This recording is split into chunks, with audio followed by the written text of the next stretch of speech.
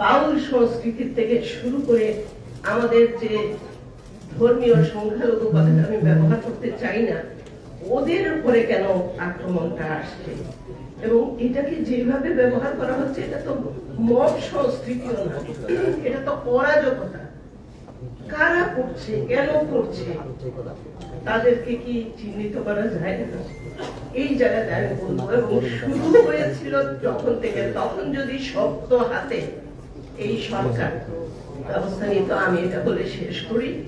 Extreme মশার coil plant fibre দিয়ে তৈরি, তাই সহজে ভাঙে না, সুগন্ধিযুক্ত ও নিরবিচ্ছিন্নভাবে জ্বলে। ডেঙ্গু, চিকুনগুনিয়া বাহি সহ যে কোনো মশার বিরুদ্ধে দেয় এক্সট্রিম সুরক্ষা। শুরু হয়েছে কিন্তু গত বছরের 20-21 আগস্ট, আপনাদের খেয়াল আছে কিনা, এইচএসসি পরীক্ষা বাতিলের দাবিতে সচিবালয়ে ঘেরাও করেছিল এবং সেখানে সরকার সেখানে মাথা নত করে মেনে নিয়েছিল 14 লক্ষ বাচ্চার ভবিষ্যৎ চিন্তা না করে 200 শিক্ষার্থী গিয়ে আন্দোলন করেছে। তারপরে দেখলাম এই মবের রাজত্ব হয়ে গেছে বাংলাদেশ, একের পরে এক রাস্তাঘাটে আন্দোলন হচ্ছে, জনদুর্ভোগ হচ্ছে।